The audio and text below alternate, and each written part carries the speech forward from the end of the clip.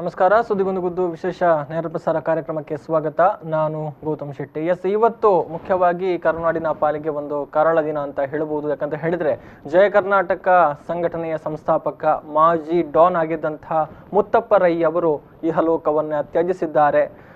ಬೆಳಗಿನ ಜಾವ ರಾತ್ರಿ 2:30 ಸುಮಾರಿಗೆ ಅವರು ಇಹಲೋಕವನ್ನ ತ್ಯಜಿಸಿದ್ದಾರೆ ಎನ್ನುವಂತಹ ಮಾಹಿತಿಗಳು ಇದೀಗ ಬರ್ತಾ ಇರುವಂಥದ್ದು. ಬೆಂಗಳೂರಿನ ಮಣಿಪಾಲ ಆಸ್ಪತ್ರೆಯಲ್ಲಿ ಚಿಕಿತ್ಸೆಯನ್ನು ಪಡಿತಾ ಇದ್ರು. ಕ್ಯಾನ್ಸರ್ನಿಂದ ಬಳಲ್ತಾ ಇದ್ದಂತಹ ಅವರು ಈ ಹಿಂದೆ ತಾವೇ ಘೋಷಣೆಯನ್ನ ಮಾಡಿಕೊಂಡಿದ್ರು. ನಾನು ಚೇತರಿಸಿಕೊಳ್ತೇನೆ ಎನ್ನುವಂತಹ ಒಂದು ಆತ್ಮವಿಶ್ವಾಸದ ಮಾತುಗಳನ್ನು ಕೂಡ ಹೇಳ್ತಾ ಇದ್ರು. ಆದರೆ ಆರೋಗ್ಯ ದಿನದಿಂದ ದಿನಕ್ಕೆ ಹದಗೆಡ್ತಾ ಬರ್ತಾ ಇತ್ತು. ಕಳೆದ ಕೆಲ ದಿನಗಳ ಹಿಂದೆ ಅವರನ್ನ ಬೆಂಗಳೂರಿನಲ್ಲಿರುವಂತಹ ಮಣಿಪಾಲ ಆಸ್ಪತ್ರೆಗೆ ದಾಖಲು ಮಾಡಿ ಅಲ್ಲಿ ಅವರಿಗೆ ಚಿಕಿತ್ಸೆಗಳನ್ನು ಕೊಡುವಂತಹ ಪ್ರಯತ್ನಗಳೆಲ್ಲವನ್ನು ಕೂಡ ಮಾಡಲಾಗ್ತಾ ಇತ್ತು. ಆದರೆ ಚಿಕಿತ್ಸೆ ಫಲಕಾರಿಯಾಗದೆ ನಸುಕಿನ ಜಾವ 2:30 ಸುಮಾರಿಗೆ ಅವರು ನಿಧನರಾಗಿದ್ದಾರೆ ಎನ್ನುವಂತಹ ವಿಚಾರ ಎಲ್ಲರನ್ನೂ ಕೂಡ ಈಗ ಬೇಸರಕ್ಕೆ ತಳ್ಳಿದೆ ಅನ್ನುವಂಥದ್ದು. ಅಂದರೆ ಅಪಾರ ಸಂಖ್ಯೆಯಲ್ಲಿ ಅಭಿಮಾನಿಗಳನ್ನು ಹೊಂದಿದ್ರು. ಜಯ ಕರ್ನಾಟಕ ಸಂಘಟನೆಯ ಮೂಲಕ ಇಡೀ ರಾಜ್ಯಾದ್ಯಂತ ಅನೇಕ ಸಮಾಜಮುಖಿ ಚಟುವಟಿಕೆಗಳನ್ನು ಕೂಡ ಮಾಡಿದ್ರು. ಆ ಮೂಲಕ ಒಂದು ಜನರ ಮೆಚ್ಚುಗೆಗೆ ಕೂಡ ಪಾತ್ರರಾಗಿದ್ರು. ಅಂದರೆ ಭೂಗತ ಲೋಕದ ಹಿನ್ನೆಲೆಯನ್ನು ಹೊಂದಿಕೊಂಡಿದ್ರು ಕೂಡ ಆ ಬಳಿಕ ಸಮಾಜಮುಖಿ ಚಟುವಟಿಕೆಗಳಲ್ಲಿ ತೊಡಗಿಸಿಕೊಳ್ಳುವಂತಹ ಮೂಲಕ ಗಮನವನ್ನು ಸೆಳೆದಿದ್ದಂತಹ ಮುತ್ತಪ್ಪ ರೈ ಅವರು ಇದೀಗ ಇಹಲೋಕವನ್ನ ತ್ಯಜಿಸಿದ್ದಾರೆ. ಕ್ಯಾನ್ಸರ್ನಿಂದ ಬಳಲ್ತಾ ಇದ್ರು. ನನಗೆ ಹೇಗೆ ಕ್ಯಾನ್ಸರ್ ಬಂತು ಅನ್ನುವಂಥದ್ದೇ ನನಗೆ ಗೊತ್ತಾಗ್ತಾ ಇಲ್ಲ. ವೈದ್ಯರು ಆಲ್ಮೋಸ್ಟ್ ಅನೇಕ ವರ್ಷಗಳಿಂದ ದಿನನಿತ್ಯ ಅಥವಾ ವಾರಕ್ಕೊಂದು ಸರ್ತಿಯ ಹಾಗೆ ರೆಗ್ಯುಲರ್ ಆಗಿ ಆಹಾರ ವ್ಯವಸ್ಥೆ ಇರ್ಬೋದು ಅಥವಾ ಆರೋಗ್ಯದ ವಿಚಾರಗಳಿರ್ಬೋದು ಎಲ್ಲವದರ ಬಗ್ಗೆ ಕೂಡ ನಿಗಾವನ್ನು ವಹಿಸ್ತಾ ಇದ್ರು. ಆದರೆ ಯಾಕೆ ಹೀಗಾಯಿತು, ಹೇಗೆ ಬಂತು ಅನ್ನುವಂಥದ್ದು ಗೊತ್ತಾಗ್ತಾ ಇಲ್ಲ ಅನ್ನುವಂತಹ ಮಾತುಗಳನ್ನು ಮುತ್ತಪ್ಪ ರೈ ಅವರು ಆಡಿದ್ರು. ಆ ಬಳಿಕ ಮತ್ತಷ್ಟು ಅವರ ಆರೋಗ್ಯ ಪರಿಸ್ಥಿತಿ ಹದಗೆಟ್ಟ ಪರಿಣಾಮ ಅವರನ್ನ ಆಸ್ಪತ್ರೆಗೆ ದಾಖಲು ಮಾಡಲಾಗಿತ್ತು. ಅಂದರೆ ಈ ವಿಚಾರದಲ್ಲಿ ವ್ಯಾಪಕವಾಗಿ ವದಂತಿಗಳು, ಅಂದರೆ 2 ದಿನಗಳಿಂದ ವ್ಯಾಪಕವಾಗಿ ವದಂತಿಗಳು ಹರಡ್ತಾ ಇದ್ದುದನ್ನು ಕೂಡ ನಾವು ಗಮನಿಸಬಹುದು. ಆದರೆ ಆ ಸಂದರ್ಭದಲ್ಲಿ ಅವರು ಆಸ್ಪತ್ರೆಯಲ್ಲಿ ಚಿಕಿತ್ಸೆಯನ್ನು ಪಡಿತಾ ಇದ್ರು. ಅವರು ಮೃತಪಟ್ಟಿರುವಂಥದ್ದು ನಸುಕಿನ ಜಾವ 2:30 ಸುಮಾರಿಗೆ. ಈಗ ಅಭಿಮಾನಿಗಳು, ಅವರ ಆಪ್ತ ವರ್ಗದವರು ಎಲ್ಲರೂ ಕೂಡ ಕಂಬನಿಯನ್ನ ಮಿಡಿತಾ ಇದ್ದಾರೆ. ಅವರ ಆತ್ಮಕ್ಕೆ ಚಿರಶಾಂತಿ ಲಭಿಸಲಿ ಎನ್ನುವಂತಹ ನಿಟ್ಟಿನಲ್ಲಿ ಶ್ರದ್ಧಾಂಜಲಿಯನ್ನು ಅರ್ಪಿಸ್ತಾ ಇದ್ದಾರೆ.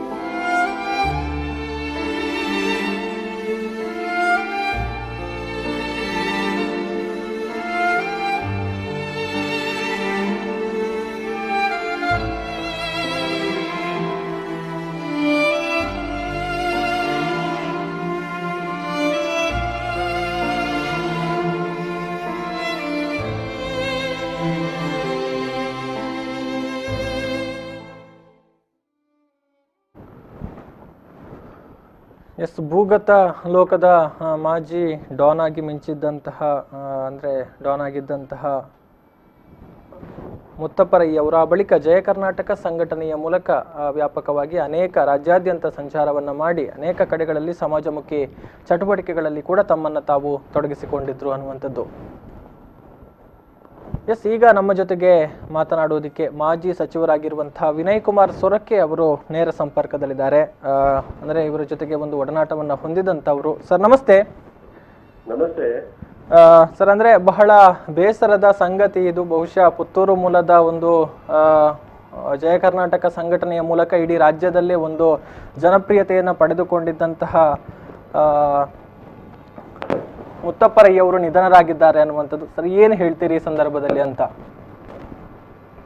ಮುತ್ತಪ್ಪ ರೈ ಅವರು ಅವ್ರು ನಮ್ಮ ಊರಿನವರು. ಹ್ಮ್ ನಂದು ಕೆಳಗಿನ ಮೇಲಿನ ಸ್ವರಕ್ಕೆ ಕೆಳಗಿನ ಸ್ವರಕ್ಕೆ.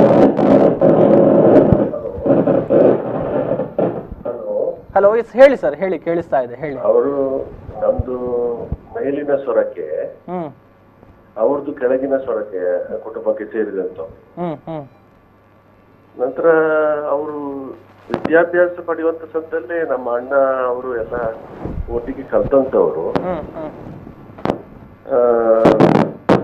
ವಿದ್ಯಾಭ್ಯಾಸ ಪಡೆಯುವಂತ ಸಂದರ್ಭದಲ್ಲೇ ಬಹಳಷ್ಟು ಆತ್ಮೀಯರಾಗಿದ್ರು. ಹ್ಮ್ ಹ್ಮ್ ಹ್ಮ್ ಅದೇ ರೀತಿಯಾಗಿ ನಂತರ ನಮ್ಮ ಚುನಾವಣಾ ಸಂದರ್ಭದಲ್ಲಿ ಕೂಡ, ನಾನು ಚುನಾವಣೆಗೆ ಪ್ರಥಮವಾಗಿ ಕಂಟೆಸ್ಟ್ ಮಾಡಿದ ಸಂದರ್ಭದಲ್ಲಿ ಕೂಡ ಹ್ಮ್ ಹ್ಮ್ ಬಹಳಷ್ಟು ಬೆಂಬಲವನ್ನು ಕೊಟ್ಟಂತವರು. ಹ್ಮ್ ಹ್ಮ್ ನಂತರ ಒಳ್ಳೆ ಸಂಘಟನಾಕಾರರು. ಹ್ಮ್ ಹ್ಮ್ ಹ್ಮ್ ಯಾವುದೇ ಸಮಾಜದಲ್ಲಿ ಯಾವುದೇ ರೀತಿ ಅನ್ಯಾಯ ಇದ್ರೆ ಅದನ್ನು ಎದುರಿಸುವಂತ ಒಂದು ಸ್ವಭಾವ ಇತ್ತು. ಹ್ಮ್ ಹ್ಮ್ ಅದೇ ರೀತಿಯಾಗಿ ಇವತ್ತು ಅವರ ಸಂಘಟನೆ ಜಯ ಕರ್ನಾಟಕ ಕೂಡ, ಹ್ಮ್ ಜಯ ಕರ್ನಾಟಕ ಸಂಘಟನೆಯ ಮುಖಾಂತರ ನಮ್ಮ ಕರ್ನಾಟಕ ರಾಜ್ಯದ ನೆಲ ಜಲ ಸಂಪತ್ತಿನ ಬಗ್ಗೆ ಹ್ಮ್ ಸಾಕಷ್ಟು ಮುತುವರ್ಜಿಯನ್ನು ತೆಗೆದುಕೊಂಡಂತವರು. ಹ್ಮ್ ಹ್ಮ್ ಹ್ಮ್ ಅನೇಕ ನಮ್ಮಲ್ಲಿ ಪುತ್ತೂರಿನಲ್ಲಿ ಕಮಲೋತ್ಸವ ಕಾರ್ಯಕ್ರಮ ನಡೀತದೆ. ಹ್ಮ್ ಹ್ಮ್ ಸಂಪೂರ್ಣ ಅವರ ಸಹಕಾರದಲ್ಲೇ ನಡೆಯುವಂತದ್ದು. ಹ್ಮ್ ಹ್ಮ್ ಹ್ಮ್ ನಂತರ ದೇವಸ್ಥಾನ, ಮಾಲಿಂಗೇಶ್ವರ ದೇವಸ್ಥಾನಕ್ಕೆ ರಥೋತ್ಸವ, ಜೀರ್ಣೋದ್ಧಾರ ಸಂಸ್ಕಾರದಲ್ಲಿ ತೊಡಗಿಸಿಕೊಂಡಂತವರು. ಹ್ಮ್ ಹ್ಮ್ ನಮ್ಮ ಕುಕ್ಕೆ ಸುಬ್ರಹ್ಮಣ್ಯ ದೇವಸ್ಥಾನ ಕೂಡ ಬ್ರಹ್ಮರಥವನ್ನ ಒದಗಿಸಿಕೊಟ್ಟಂತವರು. ಹ್ಮ್ ಹ್ಮ್ ಹ್ಮ್ ಈ ರೀತಿ ಅನೇಕ ದೇವಸ್ಥಾನ, ಬೇರೆ ಬೇರೆ ರೀತಿಯ ಧಾರ್ಮಿಕ ಕಾರ್ಯಕ್ರಮಕ್ಕೆ ಕೂಡ ಬೆಂಬಲವನ್ನು ಕೊಟ್ಟಂತವರು. ಹ್ಮ್ ಹ್ಮ್ ಹ್ಮ್ ಹೌದು, ಅವರ ನಿಧನ ಆಗಿದೆ. ಎಸ್ ಎಸ್ ಅವ್ರು ಕ್ಯಾನ್ಸರ್ ರೋಗದಿಂದ ಬಳಲ್ತಾ ಇದ್ರು. ಹ್ಮ್ ಹ್ಮ್ ಮತ್ತು ಅವರ ನಿಧನ ಎಲ್ಲ ನಮ್ಮ ಆತ್ಮೀಯರಿಗೆ, ಅಭಿಮಾನಿ ಬಂಧುಗಳಿಗೆ ಮತ್ತು ಸಾಕಷ್ಟು ಜನರಿಗೆ, ಪುತ್ತೂರಿನ ಎಲ್ಲ ಸಾರ್ವಜನಿಕರು ಕೂಡ ದುಃಖವನ್ನು ತಂದು ಕೊಟ್ಟಿದೆ. ಎಸ್ ಎಸ್ ಹ್ಮ್ ಹ್ಮ್ ಹ್ಮ್ ಅವರ ಆತ್ಮಕ್ಕೆ ಚಿರಶಾಂತಿ ಅಂತ ಹೇಳಿ ನಾವು ಪ್ರಾರ್ಥಿಸಿದ್ದೇವೆ. ಎಸ್ ಎಸ್ ಇನ್ನಿವರ ಕುಟುಂಬಸ್ಥರಿಗೆ ಕೂಡ ಹ್ಮ್ ಆ ದುಃಖವನ್ನು ಕಳ್ಕೊಳ್ಳುವಂತ ಶಕ್ತಿ ಕೊಡ್ಲಿ ಅಂತ ಹೇಳಿ ಪ್ರಾರ್ಥಿಸ್ತೇವೆ. ಎಸ್ ಅಂದ್ರೆ ಇನ್ನು ಅಂತ್ಯಕ್ರಿಯೆಗೆ ಸಂಬಂಧಪಟ್ಟ ಹಾಗೆ ಏನು ನಿರ್ಧಾರಗಳಾಗಿದೆ ಅನ್ನುವಂಥ ಸರ್, ಅಂದ್ರೆ ಲಾಕ್ಡೌನ್ ಇದೆ, ಎಲ್ರಿಗೂ ಕೂಡ ಅವರನ್ನ ಒಂದು ಪಾರ್ಥಿವ ಶರೀರದ ಅಂತಿಮ ದರ್ಶನವನ್ನ ಪಡೆಯುವುದಕ್ಕೆ ಸಾಧ್ಯ ಆಗಲ್ಲ ಅನ್ನುವಂಥದ್ದು. ಸೊ ಈ ನಿಟ್ಟಿನಲ್ಲಿ ಏನೆಲ್ಲ ಈಗ ವಿಚಾರಗಳಾಗಿದೆ, ಯಾವ ನಿರ್ಧಾರಗಳಾಗಿದೆ ಅನ್ನುವಂಥದ್ದು? ಅದು ಗೊತ್ತಿಲ್ಲ ನನಗೆ ಅದರ ಮಟ್ಟಿಗೆ ತಿಳುವಳಿಕೆ ಇಲ್ಲ. ಹ್ಮ್ ಹ್ಮ್ ಹ್ಮ್ ಹೌದು. Yes yes thank you sir, ನಮ್ಮ ಜೊತೆಗೆ ಮಾತಿಗೆ ಸಿಕ್ಕಿದ್ದಕ್ಕಾಗಿ. ಎಸ್, ಇದು ಮುತ್ತಪ್ಪ ರೈ ಅವರ ಜೊತೆಗೆ ಬಾಲ್ಯದಿಂದಲೇ ಒಂದು ರೀತಿ ಒಡನಾಟವನ್ನ ಹೊಂದಿದ್ದಂತಹ ಮಾಜಿ ಸಚಿವರು ವಿನಯ್ ಕುಮಾರ್ ಸೊರಕೆ ಅವರು ಕೂಡ ಪುತ್ತೂರು ಮೂಲದವರೇ. ಮಾತನಾಡ್ತಾ ಹೇಳಿದ್ರು ಅವರ ಮತ್ತು ಮುತ್ತಪ್ಪ ರೈ ಅವರ ಮಧ್ಯೆ ಬಾಲ್ಯದಿಂದಲೇ ಒಡನಾಟ ಹೇಗಿತ್ತು ಅನ್ನುವಂಥದ್ದು. ಅಂದ್ರೆ ಯಾರು ಕೂಡ ನಿರೀಕ್ಷೆಯನ್ನ ಮಾಡಿರ್ಲಿಲ್ಲ ಅವರು ಈ ರೀತಿ ಒಂದು ಕ್ಯಾನ್ಸರ್ಗೆ ತುತ್ತಾಗಿ ಸಾವನ್ನ ಅಪ್ಪಬಹುದು ಅನ್ನುವಂಥದ್ದು. ಅಂದ್ರೆ ಊರಿಗೆ ಬಹಳಷ್ಟು ಕೊಡುಗೆಯನ್ನ ಕೊಟ್ಟಿದ್ರು. ಅಂದ್ರೆ ಹೇಳ್ತಾ ಇದ್ದಾಗೆ ಅಲ್ಲಿ ಮುಖ್ಯವಾಗಿ ಕಂಬಳದ ಆಯೋಜನೆ ಇರ್ಬೋದು, ಆಮೇಲೆ ದೈವ ದೇವಾಲಯಗಳಿಗೆ ಒಂದು ದೇಣಿಗೆಯನ್ನ ಕೊಡುವಂತಹ ವಿಚಾರಗಳಿರ್ಬೋದು, ಎಲ್ಲದಕ್ಕೂ ಕೂಡ ಬಹಳಷ್ಟು ಕೊಡುಗೆಯನ್ನ ಕೊಟ್ಟಿದ್ರು. ಅಂದ್ರೆ ಭೂಗತ ಲೋಕದ ಚಟುವಟಿಕೆಗಳನ್ನ ತ್ಯಜಿಸಿದ ಬಳಿಕ ಸಮಾಜಮುಖಿ ಚಟುವಟಿಕೆಗಳಲ್ಲಿ ನಿರಂತರವಾಗಿ ತೊಡಗಿಸಿಕೊಂಡು ಬಂದಿದ್ರು. ಇನ್ನು ಏನಾದರೂ ಕೊಡುಗೆಯನ್ನು ಕೊಡಬೇಕು ಅನ್ನುವಂಥ ಉದ್ದೇಶದಿಂದ ಒಂದು ಹೋರಾಟವನ್ನ ಮಾಡಬೇಕಿದ್ರೆ, ಸಮಾಜಮುಖಿ ಹೋರಾಟಗಳಲ್ಲಿ ಮುಂಚೂಣಿಯಲ್ಲಿ ನಾವು ಹೋಗಬೇಕು ಅಂತಾದ್ರೆ ಅಲ್ಲಿ ಒಂದು ಸಂಘಟನೆ ಬೇಕಾಗತ್ತೆ ಅನ್ನುವಂಥ ಹಿನ್ನೆಲೆಯಲ್ಲಿ ಜಯ ಕರ್ನಾಟಕ ಎನ್ನುವಂತಹ ಸಂಘಟನೆಯನ್ನು ಕೂಡ ಸ್ಥಾಪಿಸಿದ್ರು. ಆ ಮೂಲಕ ಅನೇಕ ಚಟುವಟಿಕೆಗಳು ರಾಜ್ಯಾದ್ಯಂತ ನಡೆದಿದ್ವು. ಎಸ್, ಇದೀಗ ನಮ್ಮ ಜೊತೆಗೆ ಮಾತನಾಡುವುದಕ್ಕೆ ಮಾಜಿ ಶಾಸಕರು ಪುತ್ತೂರಿನ ಶಕುಂತಳಾ ಶೆಟ್ಟಿ ಮೇಡಮ್ ಅವರು ನೇರ ಸಂಪರ್ಕದಲ್ಲಿದ್ದಾರೆ. ಮೇಡಮ್ ನಮಸ್ತೆ. ನಮಸ್ತೆ. ಎಸ್, ಅಂದ್ರೆ ಈಗ ಪುತ್ತೂರು ಮೂಲದ ಒಬ್ಬ ಜನಪ್ರಿಯ ನಾಯಕ ಅಂತ ಹೇಳಬಹುದು ಮುತ್ತಪ್ಪ ರೈ ಅವರು ನಿಧನರಾಗಿದ್ದಾರೆ. ಏನ್ ಹೇಳ್ತೀರಿ ಮೇಡಮ್ ಈ ಸಂದರ್ಭದಲ್ಲಿ? ಹೇಳಿದ್ದೇನು, ಬಹಳ ಒಂದು ಬೇಸರದ ಸಂಗತಿ. ಬಹುಶಃ ಒಂದು ಕಾಲದಲ್ಲಿ ಹೇಗಿದ್ರು ಗೊತ್ತಿಲ್ಲ ನನಗೆ. ನಾನು ಶಾಸಕಿಯಾಗಿದ್ದಾಗ ಪ್ರಥಮವಾಗಿ 2004ರಲ್ಲಿ ನನಗೆ ಫೋನ್ ಮಾಡಿ ಕಂಬಳದ ಬಗ್ಗೆ, ಅದನ್ನು ಪುತ್ತೂರು ಕಂಬಳ ಅಂತ ಮಾಡಬೇಕು, ನೀವು ಕಾರ್ಯಕ್ರಮಕ್ಕೆ ಬರಬೇಕು ಅಂತ ಕರೆದಲ್ಲಿಂದ ಬಹುಶಃ ನನಗೂ ಅವರಿಗೂ ಹೆಚ್ಚಿನ ಸಂಬಂಧಗಳು ಅಂತ ಹೇಳ್ಬೋದು. ನನ್ನ ಚುನಾವಣೆ ಸಂದರ್ಭದಲ್ಲಿ ಹ್ಮ್ ಅವರ ಎಲ್ಲ ಬಂಧುಗಳನ್ನು ಅದರಲ್ಲಿ ತೊಡಗಿಸುವಂತ ಪ್ರಯತ್ನವನ್ನು ಅವರು ಮಾಡಿದ್ರು. ಹ್ಮ್ ಯಾಕಂದ್ರೆ ನಾನು ಬಿಜೆಪಿಯಲ್ಲಿ ಇದ್ದಾಗ ಒಂದು ಆರೋಪ ಇತ್ತು, ನಾನು ಮುತ್ತಪ್ರಯ್ಯ ಕಂಬಳಕ್ಕೆ ಹೋದೆ ಅಂತ. ಹ್ಮ್ ಹ್ಮ್ ಹ್ಮ್ ನಾನು ಹೋಗಿರುವುದು ಪುತ್ತೂರು ಕಂಬಳಕ್ಕೆ, ಹ್ಮ್ ಹ್ಮ್ ನಮ್ಮೂರಿನ ಕಂಬಳಕ್ಕೆ, ಮುತ್ತಪ್ರೈಗಳ ಕಂಬಳಕ್ಕೆ. ಆದ್ರೂ ಮಾಡುವವರು ಕಂಬಳದಲ್ಲಿ ರಾಜಕೀಯ ಇಲ್ಲ ಅಂತ ಹೇಳುವ ಭಾವನೆಯಿಂದ ಅವರು ಕರೆದಿದ್ರು, ನಾನು ಹೋಗಿದ್ದೆ. ಹ್ಮ್ ಹ್ಮ್ ಹ್ಮ್ ಆದ್ರೆ ಆಗ ಅದೇ ಒಂದು ಇಶ್ಯೂ ಆಯ್ತು ಬಿಜೆಪಿಯಲ್ಲಿ. ಹ್ಮ್ ಹ್ಮ್ ಆದ್ರೆ ಮತ್ತೆಲ್ಲ ಕತೆ ನಿಮ್ಗೆ ಗೊತ್ತು. ಹ್ಮ್ ಆದ್ರೆ ಅದಕ್ಕಾಗಿ 2ನೇ ಬಾರಿಯಲ್ಲಿ ಅವರ ಇಡೀ ಬಂಧುಗಳನ್ನು ಅದಕ್ಕೆ ನನ್ನ ಪರವಾಗಿ ಸಕ್ರಿಯವಾಗಿ ತೊಡಗಿಸಿದ್ರು. ಮತ್ತೆ ಹೆಚ್ಚಿನ ಒಂದು ಆತ್ಮೀಯತೆಯಲ್ಲಿದ್ರು. ಅವರ ತಾಯಿ ಆಗ್ಲಿ ಅವರ ತಂದೆಯವರಾಗ್ಲಿ ಎಲ್ಲ ಇದಕ್ಕೂ ಕರೀತಿದ್ರು. ಬಹುಶಃ ಮನೆ ಮಗಳಾಗಿ ಅವರ ಒಂದು ಅಕ್ಕನ ತರದಲ್ಲೇ ಇದ್ದೆ. ಇತ್ತೀಚೆಗೆ ಅವರೇ, ನಾನು ಹೊರಟಿದ್ದೆ ಅವರನ್ನು ನೋಡ್ಲಿಕ್ಕೆ ಒಂದು ದಿನ, ಅವರೇ ಫೋನ್ ಮಾಡಿ ನನಗೆ ಬರ್ಬೇಡಿ ಇವತ್ತು ಹಾಗೆ ಹೀಗೆ ಅಂತ ಹೇಳಿ, ಮತ್ತೆ ಆಸ್ಪತ್ರೆಗೆ ಹೋಗ್ತಾ ಇದ್ದೇನೆ, ಬಿಡದಿಗೆ ಬಂದಾಗ ಬನ್ನಿ ಅಂತ ಹೇಳಿದ್ರು. ಆದ್ರೆ ಈ ಲಾಕ್ಡೌನ್ ಇಂದ ಈಗ ಹೋಗ್ಲಿಕ್ಕೆ ಆಗಿರ್ಲಿಲ್ಲ. ಆದ್ರೆ ಬಹಳಷ್ಟು ಜನರಿಗೆ ಉದ್ಯೋಗ ಕೊಡುವುದಾಗಲಿ, ಸಹಕಾರ ಕೊಡುವುದಾಗಲಿ, ಒಳ್ಳೆಯ ಕೆಲಸಗಳನ್ನು ಮಾಡ್ತಾ ಬಂದಿದ್ರು, ಸಮಾಜ ಸೇವೆ ಮಾಡ್ತಾ ಇದ್ರು. ಬಹುಶಃ ಒಂದು ದೊಡ್ಡ ನಷ್ಟ ಅಂತ ಹೇಳ್ಬೋದು. ಎಸ್ ಎಸ್ ನಿಜ ನಿಜ. ಅಂದ್ರೆ ಊರಿಗೂ ಕೂಡ ಸಾಕಷ್ಟು ಕೊಡುಗೆಗಳು, ದೈವ ದೇವಾಲಯಗಳಿಗೂ ಕೂಡ ಉತ್ತಮವಾಗಿ ದೇಣಿಗೆಗಳನ್ನ ಕೊಡುವ ಮೂಲಕ ಅವುಗಳ ಅಭಿವೃದ್ಧಿಗೂ ಕೂಡ ಪುತ್ತೂರಿಗೆ, ಸುಬ್ರಹ್ಮಣ್ಯಕ್ಕೆ ಬ್ರಹ್ಮರಥ ಕೊಟ್ರು. ಒಳ್ಳೆ ದೈವ ಭಕ್ತರಾಗಿದ್ರು. ಮಹಾಲಿಂಗೇಶ್ವರನನ್ನು ನೋಡದೆ ಪುತ್ತೂರಿಗೆ ಬಂದ್ರೆ ಮಹಾಲಿಂಗೇಶ್ವರ ದೇವಸ್ಥಾನಕ್ಕೆ ಹೋಗ್ತಿರ್ಲಿಲ್ಲ. ಮಹಾಲಿಂಗೇಶ್ವರನ ಮಹಾಭಕ್ತ. ಬಹುಶಃ ಅವರನ್ನು ಇಷ್ಟು ಹೆಸರಿಗೆ ತಂದದ್ದು, ಒಳ್ಳೇದು ಮಾಡಿದ್ದು, ಪ್ರಸಿದ್ಧಿ ಪಡಿಸಿದ್ದು ಎಲ್ಲ ಅವರೇ ಆಗಿರ್ಬಹುದು. ಸೊ ಈಗ ಅವರು ನಿಧನರಾಗಿರುವಂತದ್ದು ಎಲ್ರಿಗೂ ಕೂಡ ಒಂದು ತುಂಬಲಾರದ ನಷ್ಟ, ದೊಡ್ಡ ನಷ್ಟ. Yes yes thank you madam, ನಮ್ಮ ಜೊತೆಗೆ ಮಾತಿಗೆ ಸಿಕ್ಕಿದ್ದಕ್ಕಾಗಿ, ಮುತ್ತಪ್ಪರಯ್ಯ ಅವರ ಜೊತೆಗಿನ ಒಂದು ಒಡನಾಟದ ಬಗ್ಗೆ ಸ್ಮರಿಸಿಕೊಂಡದ್ದಕ್ಕಾಗಿ. ಇವತ್ತು ನಸುಕಿನ ವೇಳೆ 68 ವರ್ಷ ಆಗಿದ್ದಿದ್ದು ಮುತ್ತಪ್ಪರಯ್ಯ ಅವರಿಗೆ ನಸುಕಿನ ವೇಳೆ ಸಾವನ್ನಪ್ಪಿದ್ದಾರೆ. ಪುತ್ತೂರಿನ ನೆಟ್ಟಾಳ ಮೂಲದವರು ಮುತ್ತಪ್ಪರಯ್ಯ ಅವರು. ಕ್ಯಾನ್ಸರ್ನಿಂದ ಬಳಲ್ತಾ ಇದ್ದಂತಹ ಇವರು ಕಳೆದ ಕೆಲವು ತಿಂಗಳುಗಳಿಂದ ಆಸ್ಪತ್ರೆಯಲ್ಲಿ ಚಿಕಿತ್ಸೆಯನ್ನ ಪಡಿತಾ ಇದ್ರು. ಇದೀಗ ಬೆಂಗಳೂರಿನ ಮಣಿಪಾಲ ಆಸ್ಪತ್ರೆಯಲ್ಲಿ ಚಿಕಿತ್ಸೆ ಫಲಕಾರಿಯಾಗದೆ ಸಾವನ್ನಪ್ಪಿರುವಂಥವರು. ಕೆಯೂರು ಗ್ರಾಮದ ನೆಟ್ಟಾಳ ನಾರಾಯಣ ರೈ ಮತ್ತು ಸುಶೀಲಾ ರೈ ದಂಪತಿಗಳ ಪುತ್ರ ಮುತ್ತಪ್ಪರಯ್ಯ ಅವರು. ಇವರ ಪತ್ನಿ ರೇಖಾ 2013ರಲ್ಲಿ ನಿಧನರಾಗಿದ್ರು. ಇನ್ನು ಇಬ್ಬರು ಗಂಡು ಮಕ್ಕಳು ಮುತ್ತಪ್ಪರಯ್ಯ ಅವರಿಗೆ, ರಾಖಿ ಮತ್ತು ರಿಕ್ಕಿ ಅಂತ. ಇನ್ನು ರೈ ಅವರ ಹಿರಿಯ ಪುತ್ರ ಕೆನಡಾದಲ್ಲಿ ವಾಸ್ತವ್ಯವನ್ನು ಹೂಡಿದ್ದಾರೆ. ಇದೀಗ ಲಾಕ್ಡೌನ್ ಇರುವಂತಹ ಕಾರಣ ಅಂತಾರಾಷ್ಟ್ರೀಯ ವಿಮಾನಯಾನ ಸ್ಥಗಿತಗೊಂಡಿದೆ. ಹೀಗಾಗಿ ತಂದೆಯ ಅಂತ್ಯ ಸಂಸ್ಕಾರದಲ್ಲಿ ಭಾಗವಹಿಸೋದಕ್ಕೆ ಅವರಿಗೆ ಸಾಧ್ಯ ಆಗ್ತಾ ಇಲ್ಲ ಎನ್ನುವಂತಹ ಮಾಹಿತಿಗಳು ಕೂಡ ಲಭಿಸ್ತಾ ಇದೆ. ಇನ್ನು 2ನೇ ಪುತ್ರ ರಿಕ್ಕಿ ಅವರು ತಂದೆಯ ಜೊತೆಗೆ ಇದ್ರು. ಸೊ ಇದೀಗ ಏನು ಕಾರ್ಯಗಳಾಗಬೇಕು ಮುಂದಿನದ್ದು, ಅದರ ಉಸ್ತುವಾರಿಯನ್ನು ಅವರು ನೋಡಿಕೊಳ್ತಾ ಇದ್ದಾರೆ ಅನ್ನುವಂಥದ್ದು.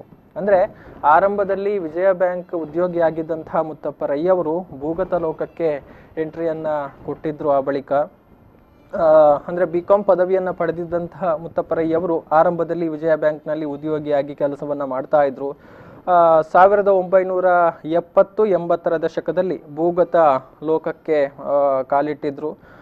ರೈ ಹಾಗೂ ಸಹಚರರು ಅಂದಿನ ಕುಖ್ಯಾತ ಡಾನ್ ಜಯರಾಜ್ ಹತ್ಯೆ ಪ್ರಕರಣದಲ್ಲಿ ಭಾಗಿಯಾಗಿದ್ದರು. ಬಳಿಕ ಮುತ್ತಪ್ಪರೈ ಹತ್ಯೆಗೆ ಕೂಡ ಸಂಚು ನಡೀತಾ ಇದೆ ಎನ್ನುವಂತಹ ಒಂದು ವಿಚಾರಗಳು ತಿಳಿದು ಬರ್ತಾ ಇದ್ದ ಹಾಗೆ ಭಾರತವನ್ನು ಬಿಟ್ಟು ದುಬೈಗೆ ಶಿಫ್ಟ್ ಆಗಿದ್ರು. ಆ ಬಳಿಕ ದುಬೈನಲ್ಲಿ ಕುಳಿತು ಭೂಗತ ಲೋಕದ ಚಟುವಟಿಕೆಗಳನ್ನು ತನ್ನ ಸಹಚರರ ಮೂಲಕ ನಿಯಂತ್ರಣ ಮಾಡ್ತಾ ಇದ್ರು. ರಿಯಲ್ ಎಸ್ಟೇಟ್ನ ಸುಬ್ಬರಾಜು ಕೊಲೆ ಪ್ರಕರಣದಲ್ಲಿ ಕರ್ನಾಟಕ ಪೊಲೀಸರು ವಾರಂಟ್ ಕೂಡ ಜಾರಿಗೊಳಿಸಿದ್ರು ಮುತ್ತಪ್ಪರಯ್ಯವರ ವಿರುದ್ಧ. ಒಟ್ಟು ರೈ ವಿರುದ್ಧ 8 ಪ್ರಕರಣಗಳಿದ್ವು. 2002ರಲ್ಲಿ ಮುತ್ತಪ್ಪರಯ್ಯವರನ್ನ ದುಬೈ ಪೊಲೀಸರು UAE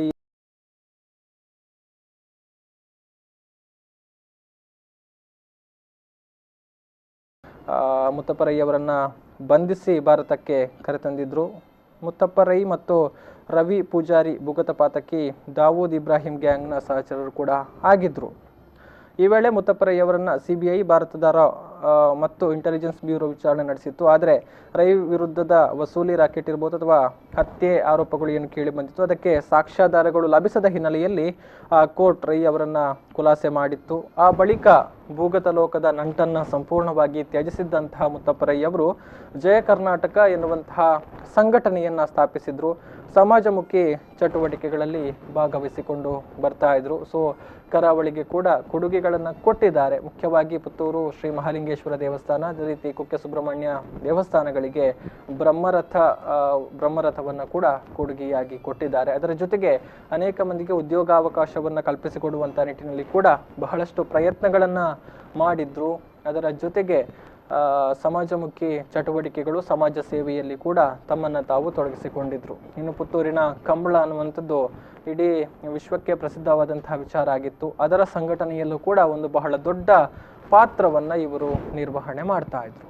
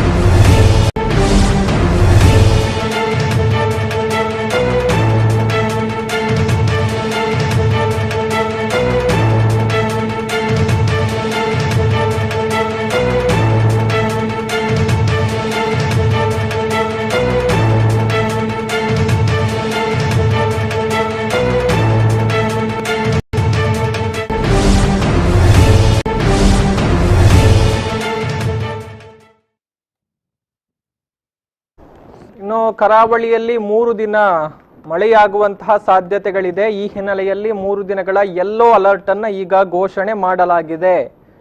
ಭಾರತೀಯ ಹವಾಮಾನ ಇಲಾಖೆ ಈಗ ಕರಾವಳಿ ಭಾಗದಲ್ಲಿ ಯೆಲ್ಲೋ ಅಲರ್ಟ್ ಅನ್ನು ಘೋಷಿಸಿರುವಂತದ್ದು. ಬಂಗಾಳ ಕೊಲ್ಲಿಯಲ್ಲಿ ಮೇಲ್ಮೈ ಸುಳಿಗಾಳಿ ಉಂಟಾಗಿದೆ. ಅದರ ಪರಿಣಾಮ ಮುಂದಿನ 3 ದಿನಗಳ ಕಾಲ ಕರಾವಳಿ ಭಾಗದಲ್ಲಿ ಉತ್ತಮವಾಗಿ ಮಳೆಯಾಗುವಂತಹ ಸಾಧ್ಯತೆಗಳಿದೆ. ಹೀಗಾಗಿ ಸ್ವಲ್ಪ ಎಚ್ಚರಿಕೆಯನ್ನ ವಹಿಸಬೇಕು ಎನ್ನುವಂತಹ ಹಿನ್ನೆಲೆಯಲ್ಲಿ ಯೆಲ್ಲೋ ಅಲರ್ಟ್ ಅನ್ನು ಈಗ ಘೋಷಣೆ ಮಾಡಲಾಗಿದೆ. ಹವಾಮಾನ ಇಲಾಖೆ ಕೊಟ್ಟಿರುವಂತಹ ಮಾಹಿತಿ ಪ್ರಕಾರ ಮುಂದಿನ 3 ದಿನಗಳ ಕಾಲ ಕರಾವಳಿ ಭಾಗದಲ್ಲಿ 64.5 ಮಿಲಿಮೀಟರ್ನಿಂದ 115.5 ಮಿಲಿಮೀಟರ್ ವರೆಗೂ ಕೂಡ ವ್ಯಾಪಕವಾಗಿ ಮಳೆ ಸುರಿಯುವಂತಹ ಸಾಧ್ಯತೆಗಳಿದೆ. ಗುಡುಗು ಸಿಡಿಲಿನ ಅಬ್ಬರದ ಜೊತೆಗೆ ಗಾಳಿ ಕೂಡ ಹೆಚ್ಚಾಗಿ ಇರುತ್ತೆ.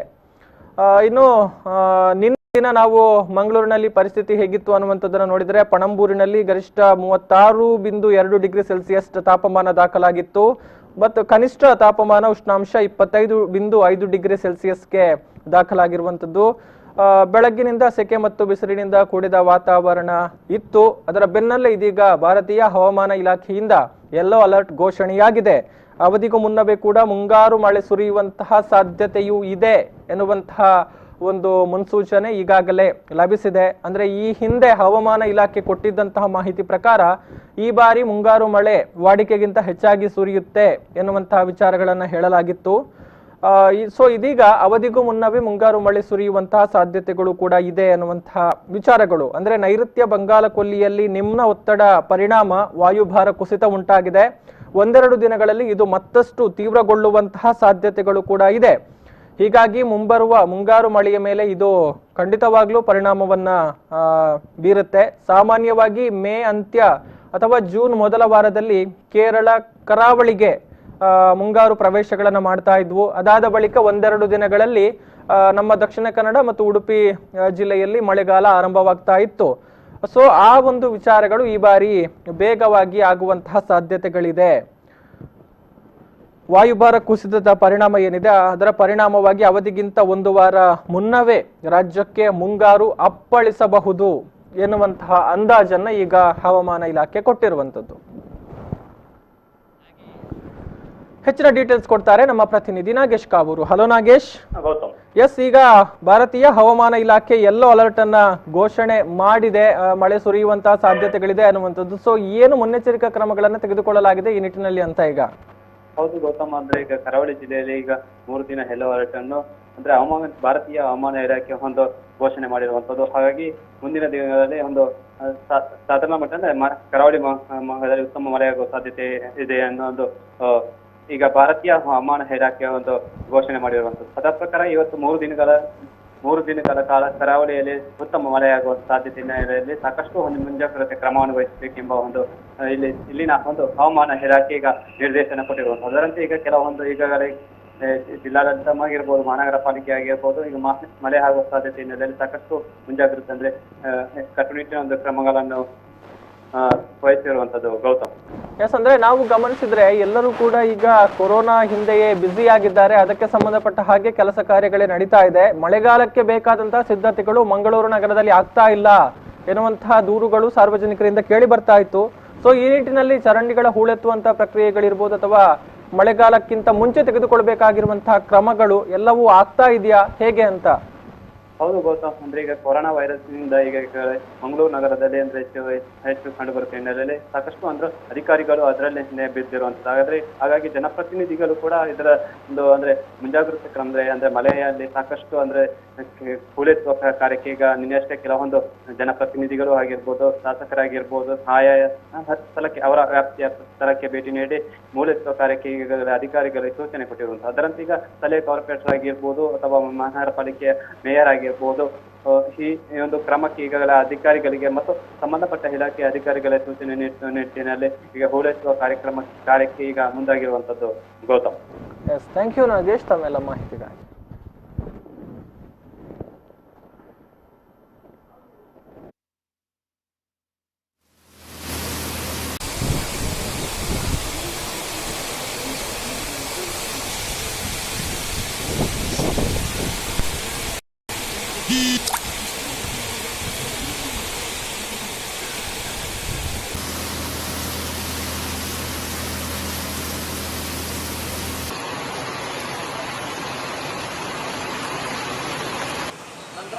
ವಾಪಸ್ ಮಂಗಳೂರಿಗೆ ಒಂದು ಸ್ಟೇ, ನಾಳೆ ಕೇರಳಕ್ಕೆ. ಹೌದು.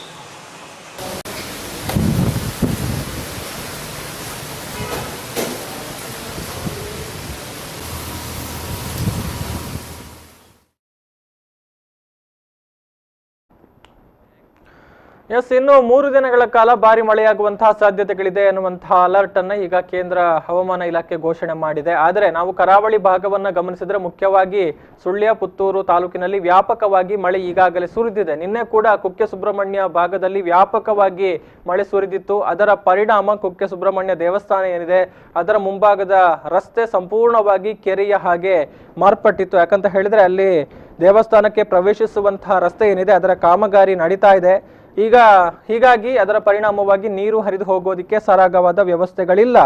ರಸ್ತೆ ಕಾಮಗಾರಿಯ ಪರಿಣಾಮ ನೀರು ಹರಿಯೋದಕ್ಕೆ ಸಾಧ್ಯವಾಗದೆ ರಸ್ತೆಯೇ ಕೆರೆಯಂತಾಗಿ ಮಾರ್ಪಟ್ಟಿತ್ತು. ರಸ್ತೆಯಲ್ಲಿ ಪಾರ್ಕ್ ಮಾಡಿದ್ದ ದ್ವಿಚಕ್ರ ವಾಹನಗಳಿರ್ಬೋದು, ಕಾರುಗಳಿರ್ಬೋದು ಕೃತಕ ನೆರೆಗೆ ಭಾಗಶಃ ಮುಳುಗಿ ಹೋಗಿತ್ತು. ನಾವು ದೃಶ್ಯಗಳಲ್ಲಿ ಕೂಡ ನೋಡ್ತಾ ಇದ್ದೇವೆ. ಇದು ಕುಕ್ಕೆ ಸುಬ್ರಹ್ಮಣ್ಯದ ರಸ್ತೆ ಏನಿದೆ, ದೇವಸ್ಥಾನಕ್ಕೆ ತೆರಳುವಂತಹ ರಸ್ತೆ, ಅಲ್ಲಿ ಕಂಡು ಬಂದಿರುವಂತಹ ದೃಶ್ಯ. ವಾಹನ ಸವಾರರು ತಮ್ಮ ತಮ್ಮ ವಾಹನಗಳನ್ನ ನೆರೆ ನೀರಿನಿಂದ ಹೊರಗಡೆ ತೆಗೆಯೋದಿಕ್ಕೆ ಹರಸಾಹಸವನ್ನ ಕೂಡ ಪಡುವಂತಹ ದೃಶ್ಯಗಳು ಕೂಡ ಕಂಡು ಬಂದವು. ಇನ್ನು ಜಿಲ್ಲೆಯಲ್ಲಿ ನಿತ್ಯ ಸಂಜೆಯ ಹೊತ್ತು ಗುಡುಗು ಸಿಡಿಲು ಸಹಿತ ಮಳೆಯಾಗ್ತಾ ಇದೆ. ಸೊ ಇದೀಗ ಹವಾಮಾನ ಇಲಾಖೆ ಕೂಡ ಯೆಲ್ಲೋ ಅಲರ್ಟ್ ಅನ್ನ ಘೋಷಣೆ ಮಾಡಲಾಗಿದೆ. ಮತ್ತೆ 3 ದಿನಗಳ ಕಾಲ ಮಳೆಯಾಗುವಂತಹ ಸಾಧ್ಯತೆಗಳಿದೆ ಅನ್ನುವಂತಹ ವಿಚಾರಗಳು. ಕುಕ್ಕೆ ಸುಬ್ರಹ್ಮಣ್ಯ ಪರಿಸರದಲ್ಲಿ ನಿನ್ನೆ ಆಲ್ಮೋಸ್ಟ್ 1.5 ಗಂಟೆಗೂ ಅಧಿಕ ಕಾಲ ಭಾರಿ ಪ್ರಮಾಣದಲ್ಲಿ ಮಳೆ ಸುರಿದಿರುವಂಥದ್ದು. ಸುಬ್ರಹ್ಮಣ್ಯ ಬೈಪಾಸ್ನಲ್ಲಿ ಈಗ ನಡೀತಾ ಇರುವಂತಹ ಒಂದು ರಸ್ತೆ ಕಾಮಗಾರಿ ಏನಿದೆ ಅದರಿಂದಾಗಿ ನೀರು ಹರಿಯೋದಕ್ಕೆ ಸರಾಗವಾದ ಸ್ಥಳಾವಕಾಶ ಇಲ್ಲ. ಹೀಗಾಗಿ ರಸ್ತೆಯಲ್ಲೇ ನೀರು ನಿಂತು ವಾಹನ ಸಂಚಾರಕ್ಕೆ ಅಡ್ಡಿ ಉಂಟಾಗ್ತಾ ಇದೆ. ಕೆಲವು ವಾಹನಗಳು ನೀರು ತುಂಬಿದ ರಸ್ತೆಯಲ್ಲಿ ಬಾಕಿಯಾದಂತಹ ಘಟನೆಗಳು ಕೂಡ ನಡೆದಿದೆ. ಅದರ ಜೊತೆಗೆ ಅನೇಕ ಕಡೆಗಳಲ್ಲಿ ಮನೆಗಳ ಮೇಲೆ ಮರ ಬಿದ್ದಿರುವ ಘಟನೆ ಕೂಡ ನಡೆದಿದೆ. ಸುಬ್ರಹ್ಮಣ್ಯದ ಬಿಲದ್ವಾರದ ವಾಲಗದ ಕೆರೆ ನಿವಾಸಿ ಒಬ್ಬರ ಮನೆಯ ಮೇಲೆ ಮರ ಬಿದ್ದು ಸಂಪೂರ್ಣವಾಗಿ ಹಾನಿಗೆ ತುತ್ತಾಗಿದೆ. ಆದರೆ ಈ ಸಂದರ್ಭದಲ್ಲಿ ಮನೆ ಮಂದಿ ಅಪಾಯದಿಂದ ಪಾರಾಗಿದ್ದಾರೆ. ಇನ್ನು ಪರಿಸರದ ಕೆಲವು ಮನೆಗಳಿಗೆ ಅಳವಡಿಸಿದಂತಹ ಸಿಮೆಂಟ್ ಶೀಟ್ಗಳು ಸಂಪೂರ್ಣವಾಗಿ ಗಾಳಿಗೆ ಹಾರಿ ಹೋಗಿದೆ. ಇನ್ನು ವಸತಿ ಗೃಹ ಶೇಷನಾಗ ಆಶ್ರಯ ಏನಿದೆ ಅದು ಮಳೆ ನೀರಿನಿಂದ ಸಂಪೂರ್ಣವಾಗಿ ಆವೃತಗೊಂಡಿದೆ ಅನ್ನುವಂತಹ ವಿಚಾರಗಳು. ಅದರ ಜೊತೆಗೆ ಉಡುಪಿ ಜಿಲ್ಲೆಯ ವಿವಿಧ ಭಾಗಗಳಲ್ಲೂ ಕೂಡ ಮಳೆ ಸುರಿದಿದೆ. ಉಡುಪಿ, ಕೋಟ, ಕೋಟೇಶ್ವರ, ಪೆರಡೂರು, ಕಾರ್ಕಳ, ಕುಂದಾಪುರ, ಹೊಸಂಗಡಿ, ಶಂಕರನಾರಾಯಣ, ಹಾಳಾಡಿ ಇತ್ಯಾದಿ ಪ್ರದೇಶಗಳಲ್ಲಿ ಸಂಜೆಯ ವೇಳೆಗೆ ಏನು ಮೋಡ ಕವಿದ ವಾತಾವರಣ ಇತ್ತು. ಬಳಿಕ ಕೆಲ ಹೊತ್ತಿನ ಕಾಲ ಮಳೆ ಕೂಡ ಸುರಿದಿದೆ. ಸೊ ಹವಾಮಾನ ಇಲಾಖೆ ಇದೀಗ ಮತ್ತೆ ಅಲರ್ಟ್ ಅನ್ನು ಘೋಷಣೆ ಮಾಡಿರುವಂತಹ ಹಿನ್ನೆಲೆಯಲ್ಲಿ ಮತ್ತಷ್ಟು ಇನ್ನಿತರ ಭಾಗಗಳಲ್ಲೂ ಕೂಡ ಅಂದ್ರೆ ನಾವು ಗಮನಿಸಿದ ಹಾಗೆ ಬಂಟ್ವಾಳ, ಮಂಗಳೂರು ಭಾಗದಲ್ಲಿ ಮಳೆಯ ಅಬ್ಬರ ಕಡಿಮೆ ಇತ್ತು.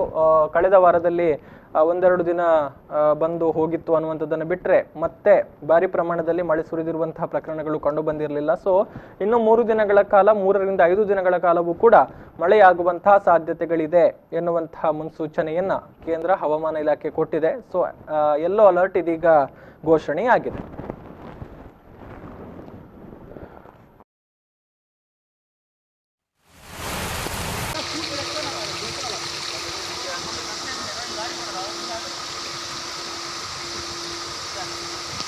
ಗಿಡಿ ಬೋರೆ ತೆಜ್ಜಿ ಮಾರೆ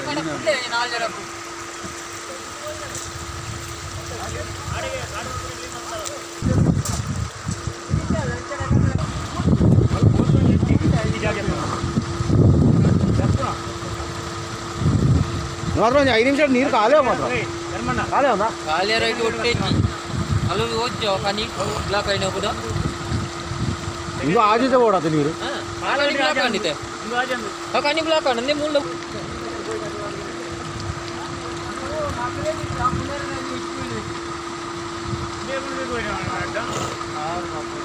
ಅಲ್ಲ ಅಂತ ಬಡಿ ಕಾರ್ತೆಲ್ಲ ಮಂಟ್ಲಿ ಈ ಓಮಿನಿ ಏನೇನು ಹೋಗ್ಬೋದು ಈ ಅಣ್ಣ ಮರ ಏನು ಮಾಡ್ತಾರೆ ಮಾತು ಅಲ್ಲ ನೀರು ಅದು ಚಲ್ಲ ಗಾಡಿ ಇರುತ್ತೆ ಕೆಂಪ್ರಿ ಈ ಬೊಲಾರ ನೋಡಿದ್ವಿ ಇಡೀ ಸೇಬು ಆ ಬೊಲಾರ ಕೂಡ ಮಗರು ನಾವು ಅಲ್ಲ ಇತ್ತು ಅಲ್ಲಿ ಅದು ಲ್ಯಾಂಡ್ ಗುಂತವ 50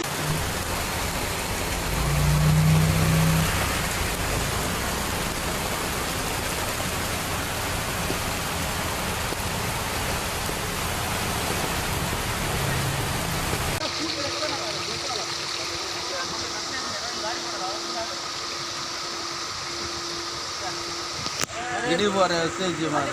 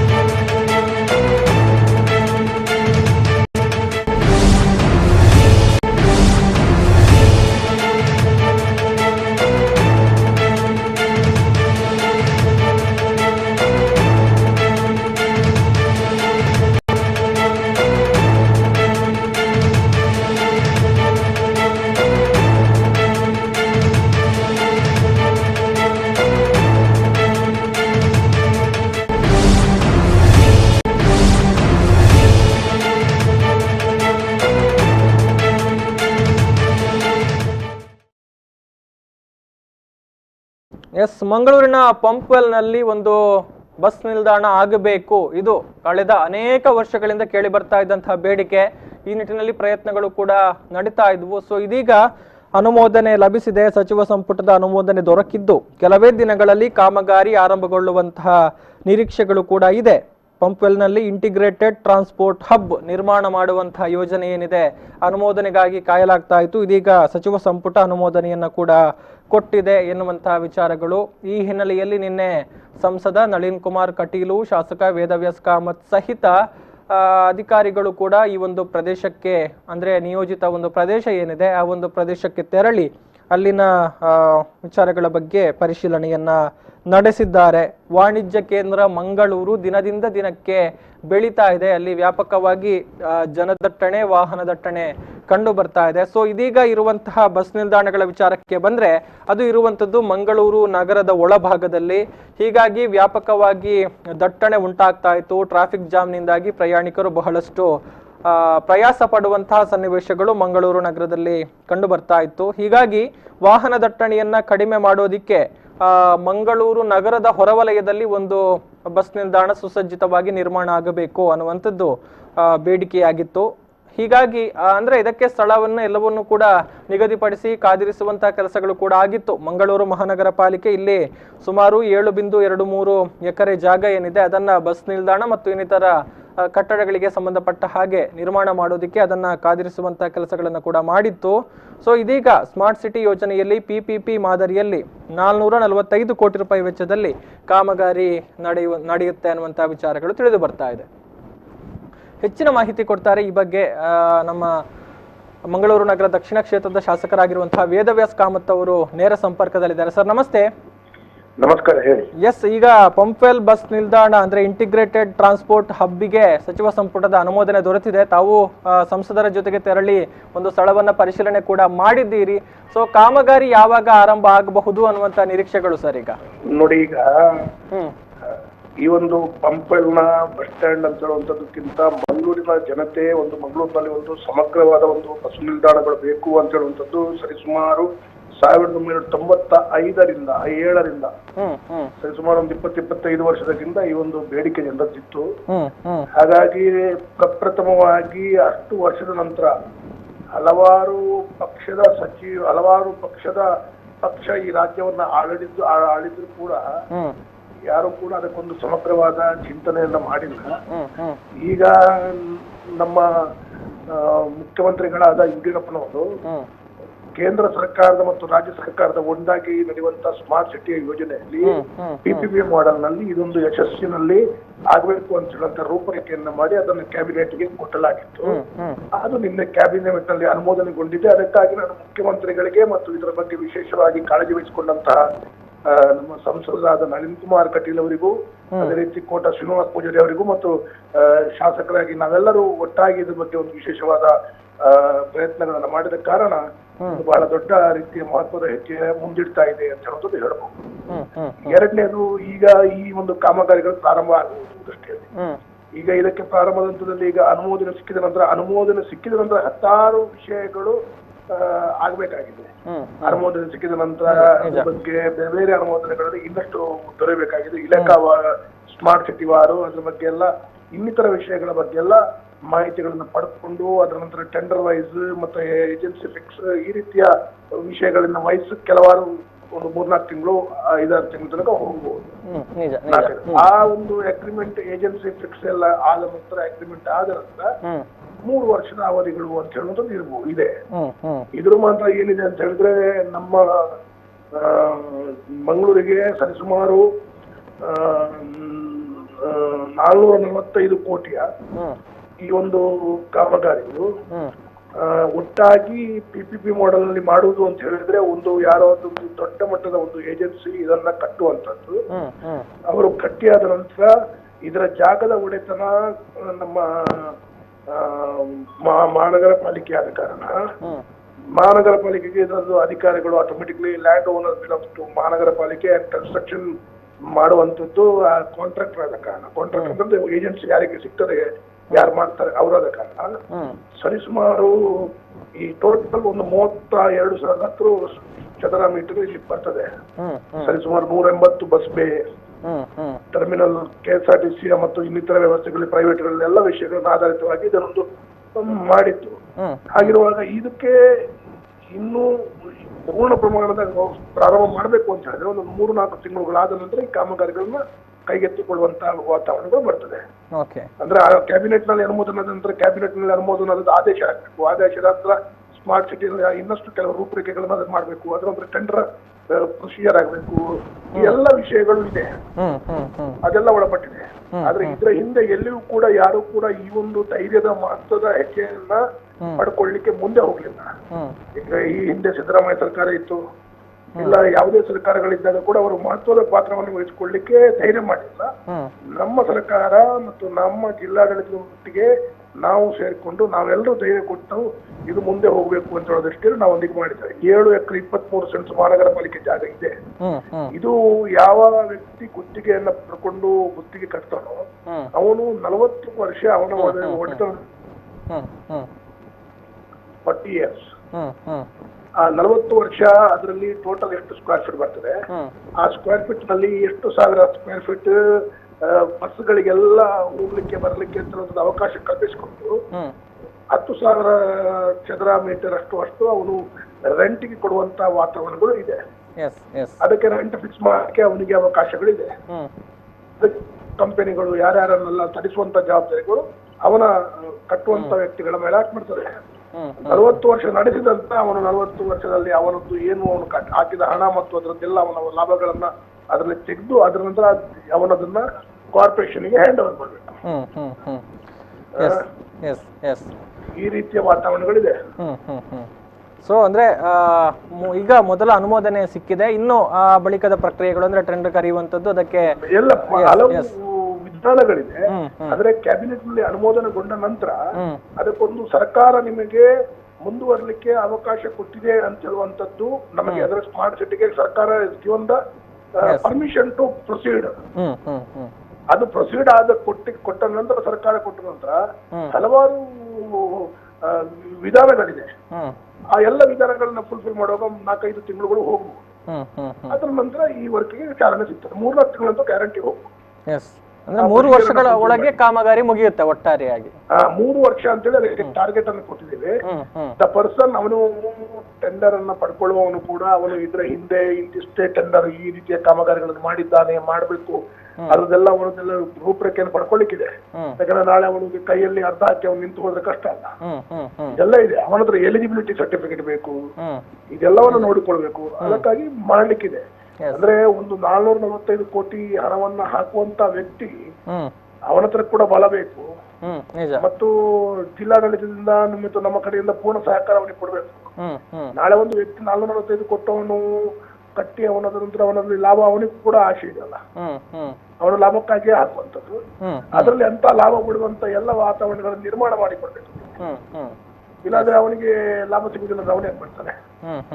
ಇದೆಲ್ಲ ಬರ್ತಿದೆ. ಇದನ್ನೆಲ್ಲ ಕೂತ್ಕೊಂಡು ಚಿಂತನೆ ಮಾಡಿಕೊಂಡು ನಾನು ಒಟ್ಟಾರೆ ಒಂದೇ ಹೇಳುದು ಅಂತ ಹೇಳಿದ್ರೆ, ಕಳೆದ 25 ವರ್ಷದಿಂದ ಯಾವುದೇ ಸರ್ಕಾರ ಕೈಗೆತ್ತಿಕೊಂಡಂತ ನಿರ್ಣಯವನ್ನ ನಾವು ಕೈಗೆತ್ತಿಕೊಂಡಿದ್ದೇವೆ ಅಂತ ಹೇಳಿದ್ರೆ ಎಲ್ಲೋ ಒಂದು ನಮ್ಮ ದೃಷ್ಟಿಕೋನ ಡೆವಲಪ್ಮೆಂಟ್ ಮತ್ತು ಅಭಿವೃದ್ಧಿ ಕಡೆ ಇದೆ.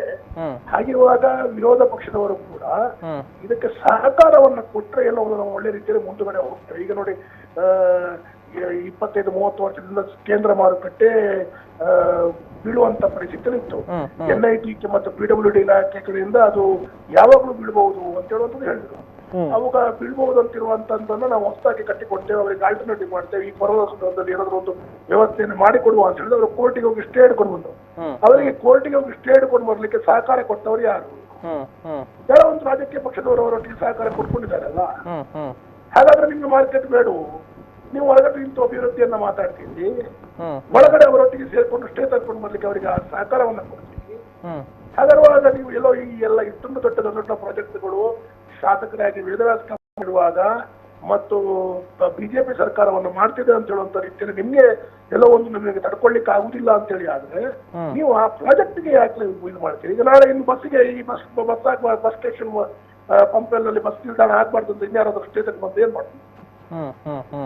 ಈಗ ಮಾರ್ಕೆಟ್ಗೆ ನಾವೆಲ್ಲ ಸನ್ನಿಹಿತವಾಗಿದ್ದೇವೆ, ಏಜೆನ್ಸಿ ಫಿಕ್ಸ್ ಆಗಿದೆ. ಏಜೆನ್ಸಿ ಅವರು ಕೂಡ 2-3 ಜನರು ಟೆಂಡರ್ ಅನ್ನು ಹಾಕಿದ್ದಾರೆ ಸೆಂಟ್ರಲ್ ಮಾರ್ಕೆಟ್ಗೆ. ಆದ್ರೆ ಎಷ್ಟೇ ಬಂದ ಕಾರಣ ನಮ್ಗೆ ಮುಂದುವರಿಸಲಿಕ್ಕೆ ಆಗುದಿಲ್ಲಲ್ಲ. ಇನ್ನು ಸ್ಟೇ ವೇಕೆಂಟ್ ಆಗ್ಲಿಕ್ಕೆ 4 ವರ್ಷ ಹೋದ್ರೆ ಯಾರು ಹೊಣೆ? ನಾನು ಹೇಳುದು, ನಾವು ಮಾಡ್ಲಿಲ್ಲ, ಬೇರೆಯವರು ಮಾಡುವಾಗ ನೀವು ಯಾಕೆ ಆಟ ಮುಂಗು ತುರಿಸುವಂತ ಕೆಲಸ ಕಾರ್ಯಗಳನ್ನು ಮಾಡ್ತೀರಿ? ಅದಕ್ಕಾಗಿ ನನ್ನೊಂದು ಪ್ರಶ್ನೆ, ಯಾರೇ ಮಾಡಲಿ, ಯಾರೋ ಒಂದು ಮುಂದುವರಿಸುವ ಧೈರ್ಯ ಮಾಡ್ತಾ ಇದ್ರಿ, ಅವರಿಗೆ ಸಹಕಾರವನ್ನು ಕೊಡಿ. ಇವನ್ ನನ್ನ ಮಾಧ್ಯಮದವರ ಕೂಡ ಬೇಡಿಕೆ ಮಾಡೋದಿಷ್ಟೇ, ಬಹಳ ದೊಡ್ಡ ವಿಷಯವನ್ನ ಕಳೆದ 25-30 ವರ್ಷದಿಂದ ಆಗದಂತ ವ್ಯವಸ್ಥೆಗಳಿಗೆ ಎಲ್ಲೋ ಒಂದು ಕಡೆಗಳಲ್ಲಿ ನಾವು ಮುನ್ನಡೆಕೊಂಡು ಹೋಗ್ತಾ ಇದ್ದೇವೆ ಅಂತ ಹೇಳಿ, ಆದ್ರೆ ನಮ್ಮ ಇಂಟೆನ್ಷನ್ ಬಿಹೈಂಡ್ ನಾವು ಅದನ್ನ ಒಂದು ಮಾಡ್ಬೇಕು ಅಂತ ಚಿಂತನೆ ಹೊಂದಿದಾಗ ಸ್ವಲ್ಪ ಅವಾಗ ಅದನ್ನ ಕೆಲಸ ಕಾರ್ಯಗಳು ಮಾಡುವ ಸ್ವಲ್ಪ ಅಲ್ಪ ಮಟ್ಟದೆಲ್ಲ ತಪ್ಪಾಗ್ಬೋದು, ಇಲ್ಲ ಸಿಸ್ಟಮ್ ನಲ್ಲಿ ಸ್ವಲ್ಪ ಆಚೆ ಆಗುವಾಗ ಯಾರಿಗಾದ್ರೂ ತೊಂದರೆ ಆಗ್ಬೋದು. ಇಂಥದ್ದನ್ನೆಲ್ಲ ಮಾಡುವಾಗ ನಾವು ವ್ಯವಸ್ಥಿತವಾದ ದಾರಿಯಲ್ಲಿ ಇಲ್ಲ ಅಂತ ಹೇಳುವಂತ ಸೂಚನೆಯನ್ನ ಜನರಿಗೆ ಕೊಡುವುದಕ್ಕಿಂತ ಇಂಥ ವ್ಯವಸ್ಥೆಗೆ ಪೂರಕವಾಗಿ ನಮ್ಮೊಂದಿಗೆ ಸೇರ್ಕೊಂಡ್ರೆ ಈ ನಮ್ಗೆ ಇನ್ನಷ್ಟು ಸುಲಭವಾಗಿ ನಮ್ಗೆ ನಾವು ಮಾಡುವಂತ ಕೆಲಸಕ್ಕೆ ನಮ್ಗೆ ಪ್ರೇರಣೆ ಸಿಕ್ಕಿದಾಗ ಹೌದಾ ಅಂತ ನಾನು ಹೇಳುವಂತ ಪ್ರಶ್ನೆ ಆಲೋಚನೆ ಮಾಡಿ ನೋಡಿ. ಈಗ ನೀವು ಕೂಡ ಮಾಧ್ಯಮದಲ್ಲಿ ಕೂತು ದೊಡ್ಡ ಒಂದು ಚಾಲೆಂಜ್ ಅನ್ನು ಸ್ವೀಕಾರ ಮಾಡಿಕೊಂಡು ಕೆಲಸ ಮಾಡ್ತಾ ಇರುವಾಗ ನೀವು 100% ಆ ಚಾಲೆಂಜ್ ನಲ್ಲಿ 100% ಸಕ್ಸಸ್ ಆಗ್ತದೆ, 70% ಸಕ್ಸಸ್, ಆ 30% ಅನ್ನು ಹಿಡ್ಕೊಂಡು ಯಾರಾದ್ರೂ ಮಾತಾಡಕ್ಕೆ ಶುರು ಮಾಡಿದ್ರೆ ಅಂದ್ರೆ ಅಭಿವೃದ್ಧಿ ವಿಚಾರದಲ್ಲಿ ರಾಜಕೀಯಗಳು ಬೇಡ ಮಾಡಬಾರದು ಅಂತ ಹೇಳುವಂತ ಪ್ರಶ್ನೆ ನಂದು. ಅದಕ್ಕಾಗಿ ನಾನು ಹೇಳುವಂಥದ್ದು, ಈಗ ನೋಡಿ ಕಳೆದ 25 ವರ್ಷದಿಂದ ಯಾರಾದ್ರೂ ಒಂದು ವ್ಯಕ್ತಿ ಕ್ಯಾಬಿನೆಟ್ ಅಲ್ಲಿ ಪಾಸ್ ಮಾಡ್ಲಿಕ್ಕೆ ಇದಕ್ಕೆ ಧೈರ್ಯ ಮಾಡ್ಕೊಂಡ್ರ? So this is what challenge you have taken. ಇದು ಚಾಲೆಂಜ್. ಒಂದು 445 ಕೋಟಿಯ ಪ್ರಾಜೆಕ್ಟ್ ಒಂದು ಸರ್ಕಾರದ ಮತ್ತು ಸಾರ್ವಜನಿಕ ಭಾಗಿತ್ವದಲ್ಲಿ ಮಾಡುವಂತದ್ರಲ್ಲಿ ಜಾಗ ನಮ್ದು, ಅವರದು ಸಾರ್ವಜನಿಕ ಭಾಗಿತ್ವ, ಇದನ್ನೆಲ್ಲ ಮಾಡ್ಬೇಕು ಅಂತ ಹೇಳಿದ್ರೆ ಏನೋ ಒಂದು ಧೈರ್ಯ ಮಾಡ್ತಾ ಇದ್ದೇವಲ್ಲ ನಾವು. ಅದು ಧೈರ್ಯದಲ್ಲಿ ಸ್ವಲ್ಪ ಮಟ್ಟದ ಎಲ್ಲ ಸಣ್ಣ ತೊಂದರೆಗಳು ಬರ್ಬೋದು ನಾಳೆ. ಅದನ್ನು ಕೂಡ ನಾವು ಮೋರ್ ಲುಕ್ ಆಗಿ ಹೋಗಿದ್ರೆ ಮಾತ್ರ ಈ ದೊಡ್ಡ ಪ್ರಾಜೆಕ್ಟ್ಗಳು ನಮ್ಮ ನಗರದಲ್ಲಿ ಬರ್ತದೆ. ಆವಾಗ ಎಲ್ಲೋ ಒಂದು ದೊಡ್ಡ ದೊಡ್ಡ ರೀತಿಯ ಒಂದು ಅಭಿವೃದ್ಧಿಯ ದೃಷ್ಟಿಯಲ್ಲಿ ಕೆಲಸ ಕಾರ್ಯಗಳಾಗ್ತದೆ. ಹೆದರಿ ಕುತ್ಕೊಂಡ್ರೆ ಇದನ್ನು ನಾವು ಮಾಡೋದೇ ಬೇಡ ಅಂತ ಕ್ಯಾಬಿನೆಟ್ ಇನ್ನೊಂದು 35 ವರ್ಷ ಹೋಗ್ತದೆ. ಅಂದ್ರೆ ಈಗ ಒಂದು ಅವಕಾಶಗಳು ಸಿಕ್ಕಿದೆ, ಟೇಕಿಂಗ್ ದ ರಿಸ್ಕ್. ಅವಾಗ ಸಾರ್ವಜನಿಕರು, ಮಾಧ್ಯಮದವರು, ವಿರೋಧ ಪಕ್ಷದವರು ಇಲ್ಲ ಎಲ್ಲರೂ ಸಹಕಾರವನ್ನು ಕೊಟ್ರೆ ಸ್ವಲ್ಪ ಮಟ್ಟದ ತಪ್ಪಾದ್ರೂ ಕೂಡ ನಾವು ಸರಿಪಡಿಸಿಕೊಂಡು ಹೋಗ್ತೇವೆ. ನಾವೇನು ದೇವರಲ್ಲ, ನಮ್ಮ ಹತ್ರ ಎಲ್ಲ 100% ಸರಿ ಮಾಡ್ಲಿಕ್ಕೆ ಆಗುದಿಲ್ಲ. ಆದ್ರೂ ಕೂಡ we are doing hour trying hour level best. ಅದಕ್ಕಾಗಿ ಒಂದು ಒಳ್ಳೆಯದು ಒಂದು ಮಾತು, ಈ ಮಾರ್ಕೆಟ್ ಪಂಪಲ್ ಬಸ್ ಸ್ಟ್ಯಾಂಡ್ ಸ್ವಲ್ಪ ನ್ಯಾಷನಲ್ ಹೈವೇ ಮತ್ತು ಕಾರ್ಪೊರೇಷನ್ ಜಾಗಕ್ಕೆ ಕನೆಕ್ಟಿವಿಟಿ ಆಗಿ ಹೋದಾಗ ನ್ಯಾಷನಲ್ ಹೈವೇ ನಿರಂತರವಾಗಿ ಈಗ ಪಂಪಲ್ ಫ್ಲೈಓವರ್ ನಿಂದ ವೇಗವಾಗಿ ವಾಹನಗಳು ಹೋಗ್ತಾ ಇರುವಂತದ್ದು, ಇದಕ್ಕೆಲ್ಲ ಸ್ವಲ್ಪ ಮಟ್ಟದ ನಮ್ಗೆ ನಾಳೆ ಏನಾದ್ರು ತೊಡಕುಗಳು ಬರಬಹುದು. ಇದೆಲ್ಲ ಸರಿಪಡಿಸಬೇಕು. ಒಂದೆರಡು ಅವಾಗ ಬಸ್ ಸ್ಟ್ಯಾಂಡ್ ಆಗ್ತದೆ, ಒಂದು 4 ಆಕ್ಸಿಡೆಂಟ್ ಆಯ್ತು ಅಂತ ಹೇಳಿದ್ರೆ ಕೂಡ ಬಸ್ ಸ್ಟ್ಯಾಂಡ್ ನ ವಿರುದ್ಧ ಏನಿಲ್ಲ ನ್ಯಾಷನಲ್ ಹೈವೇ ಬಗ್ಗೆ ವಿರುದ್ಧ ಮಾತಾಡ್ತೇವೆ ಅಂತ ಹೇಳಿದ್ರೆ ಅದನ್ನ ನಾವು ಕನೆಕ್ಟಿವಿಟಿಗೆ ಕೊಡ್ಬೇಕು ಅಂತ ಹೇಳಿದ್ರೆ ಮತ್ತೆ ಅಲ್ಲಿ ಸ್ವಲ್ಪ ಒಂದು ಸಣ್ಣ ಕೆಲವು ಸಮಸ್ಯೆಗಳು ಇದೆ. ಏನಂತ ಹೇಳಿದ್ರೆ ಈಗ ಅದು ಗ್ರೌಂಡ್ ಲೆವೆಲ್ ಫ್ಲೋರ್ ನಲ್ಲಿ ಬರುವಾಗ ಅಲ್ಲಿ ನೀರು ಶೇಖರಣೆ ಆದದ್ದು ಎಲ್ಲಿಗೆ ಕಳಿಸ್ತು? ಯಾಕಂದ್ರೆ ನಾವು we are going 150, 200 feet down ಆದ್ರೆ ಇಲ್ಲ ಒಂದು 200-300 ಫೀಟ್ ಡೌನ್ ಹೋಗುವಾಗ ಆ 350 ಡೌನ್ ಅಲ್ಲಿ ಕಲೆಕ್ಟ್ ಆದ ನೀರು ಎಲ್ಲಿ ಬಿಡಲ್ಲ, ಇನ್ನು ಅದ್ರ ಕೆಳಗಡೆ ಭಾಗದಲ್ಲಿ ಬಿಡಬೇಕು, ನೀರನ್ನ ಮೇಲೆ ಎತ್ತಲಿಕ್ಕೆ ಆಗುದಿರಲ್ಲ. ಇದೆಲ್ಲ ಚಾಲೆಂಜ್ಗಳಿದೆ ನಮ್ಗೆ. ಆದ್ರೂ ಏನಾದ್ರೂ ಮಾಡ್ತೇವೆ ಅಂತ ಹೇಳಿದ್ರೆ ವಿಶ್ವಾಸ ಇದೆ. ದೇವರ ಮತ್ತು ಸಕಲ ಜನರ ಸಹಕಾರದಿಂದ ಇದನ್ನೆಲ್ಲ ನಾವು ಯಶಸ್ವಿ ಕೊಡ್ತೇವೆ ಅಂತ ಹೇಳ್ತಿದ್ರೆ. ಧನ್ಯವಾದಗಳು ಸರ್. ಧನ್ಯವಾದಗಳು ಸರ್, ಧನ್ಯವಾದಗಳು ಮಾಹಿತಿಯನ್ನ ಕೊಟ್ಟಿದ್ದಕ್ಕಾಗಿ.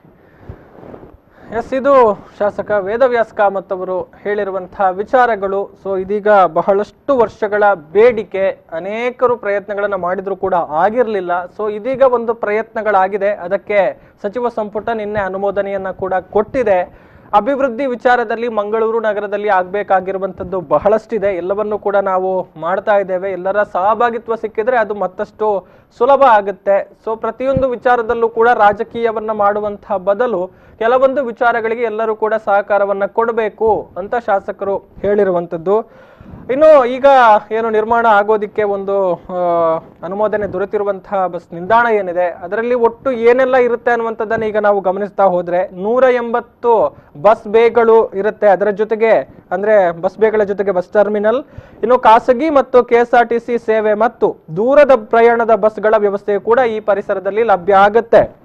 ಇನ್ನು ಇದು ಸುಮಾರು 10 ಲಕ್ಷ ಚದರ ಅಡಿ ವಿಸ್ತೀರ್ಣದ ಶಾಪಿಂಗ್ ಮಾಲ್ ಬರುತ್ತೆ, ಕಚೇರಿ ಸ್ಥಳ, ಅದರ ಜೊತೆಗೆ ನಗರದ ಜನರಿಗಾಗಿ ಮಲ್ಟಿ ಲೆವೆಲ್ ಕಾರ್ ಪಾರ್ಕಿಂಗ್ ನ ವ್ಯವಸ್ಥೆಗಳು ಕೂಡ ಆಗುತ್ತೆ. ಇದು ಕೂಡ ಬಹಳ ವರ್ಷಗಳಿಂದ ಕೇಳಿ ಬರ್ತಾ ಇದ್ದಂತಹ ಬೇಡಿಕೆ. ಮುಖ್ಯವಾಗಿ ಮಂಗಳೂರಿನ ಹಳೆ ಬಸ್ ನಿಲ್ದಾಣ ಏನಿದೆ ಹಂಪನಕಟ್ಟೆ ಬಳಿ ಇರುವಂತದ್ದು, ಅಲ್ಲಿ ಒಂದು ಮಲ್ಟಿ ಲೆವೆಲ್ ಕಾರ್ ಪಾರ್ಕಿಂಗ್ ಆಗಬೇಕು ಅನ್ನುವಂತಹ ಒಂದು ಆಗ್ರಹಗಳು ಕೂಡ ಕೇಳಿ ಬರ್ತಾ ಇದ್ವು. ಆದ್ರೆ ಆ ಒಂದು ಪ್ರಸ್ತಾವನೆಗಳು ಅಲ್ಲೇ ಹಳ್ಳ ಹಿಡಿದಿದೆ. ಸೊ ಇದೀಗ ಈ ಒಂದು ಬಸ್ ನಿಲ್ದಾಣದ ಏನು ಬಸ್ ನಿಲ್ದಾಣ ನಿರ್ಮಾಣ ಆಗುತ್ತೆ ಆ ಪ್ರದೇಶದಲ್ಲಿ ಒಂದು ಮಲ್ಟಿ ಲೆವೆಲ್ ಕಾರ್ ಪಾರ್ಕಿಂಗ್ ನ ವ್ಯವಸ್ಥೆಗಳು ಕೂಡ ಆಗುತ್ತೆ ಅನ್ನುವಂತಹ ವಿಚಾರಗಳು ತಿಳಿದು ಬರ್ತಾ ಇರುವಂತದ್ದು.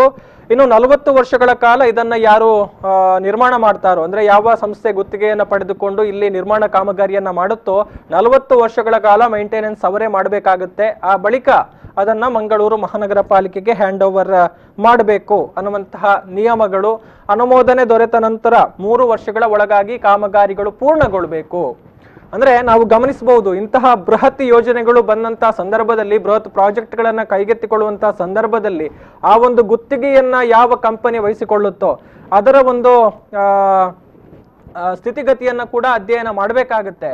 ಯಾಕಂತ ಹೇಳಿದ್ರೆ ನಾವು ಗಮನಿಸ್ತೇವೆ, ಕರಾವಳಿಯಲ್ಲಿ ಒಂದು ಹೆದ್ದಾರಿ ಕಾಮಗಾರಿ ಯಾವ ರೀತಿ ಅಧ್ವಾನವನ್ನ ಉಂಟು ಮಾಡಿದೆ ಅನ್ನುವಂಥದ್ದು, ಎಷ್ಟು ವರ್ಷಗಳನ್ನ ತೆಗೆದುಕೊಂಡಿದೆ ಅನ್ನುವಂಥದ್ದು. ಅಂದ್ರೆ ಗುತ್ತಿಗೆಯನ್ನ ವಹಿಸಿಕೊಂಡಂತಹ ಕಂಪನಿ ವ್ಯಾಪಕವಾಗಿ ನಷ್ಟವನ್ನು ಅನುಭವಿಸಿದ ಪರಿಣಾಮವಾಗಿ, ಫಾಲೋ ಅಪ್ಗಳಲ್ಲಿ ವ್ಯತ್ಯಾಸಗಳಾದಂತಹ ಪರಿಣಾಮವಾಗಿ ಆ ಒಂದು ಕಾಮಗಾರಿ 10 ವರ್ಷಗಳ ಒಂದು ಅವಧಿಯನ್ನ ತೆಗೆದುಕೊಂಡಿದೆ. 3 ರಿಂದ 4 ವರ್ಷಗಳಲ್ಲಿ ಮುಗಿಬೇಕಿದ್ದಂತಹ ಕಾಮಗಾರಿ.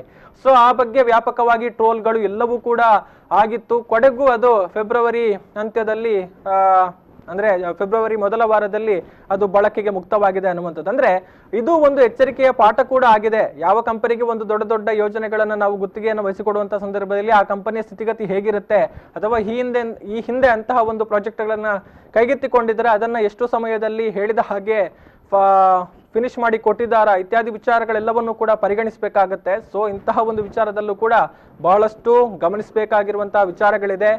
ಇನ್ನು ಟೆಂಡರ್ ಪ್ರಕ್ರಿಯೆಗಳಾಗಬೇಕಾಗತ್ತೆ. ಆ ಸಮಯದಲ್ಲಿ ಬಿಡ್ ಮಾಡುವಂತಹ ಕಂಪನಿಗಳೇನು, ಅವರಿಗೆ ಸಾಮರ್ಥ್ಯ ಇದೆಯಾ ಇತ್ಯಾದಿ ಎಲ್ಲವನ್ನೂ ಕೂಡ ಪರಿಶೀಲನೆ ಮಾಡಿ ಮುಂದಿನ ಹಂತಗಳಿಗೆ ಹೋಗಬೇಕಾಗತ್ತೆ. ಸೊ ಕಾಮಗಾರಿ, ಟೆಂಡರ್ ಪ್ರಕ್ರಿಯೆ ಇತ್ಯಾದಿ ಎಲ್ಲವೂ ಕೂಡ ನಿಗದಿತ ಅವಧಿಯಲ್ಲಿ ನಡೆದರೆ ಇನ್ನು 3-4 ತಿಂಗಳಲ್ಲಿ ಒಂದು ಕಾಮಗಾರಿಗಳು ಆರಂಭಗೊಳ್ಳುವಂತಹ ಸಾಧ್ಯತೆಗಳಿದೆ ಅನ್ನುವಂತಹ ಮಾತುಗಳನ್ನು ಶಾಸಕರು ಹೇಳಿದ್ದಾರೆ. ಅದರ ಜೊತೆಗೆ ಇರುವಂತಹ ನಿಯಮಗಳ ಪ್ರಕಾರ ಅನುಮೋದನೆಗೊಂಡ 3 ವರ್ಷಗಳ ಒಳಗೆ ಕಾಮಗಾರಿ ಫಿನಿಶ್ ಆಗಬೇಕಾಗುತ್ತೆ.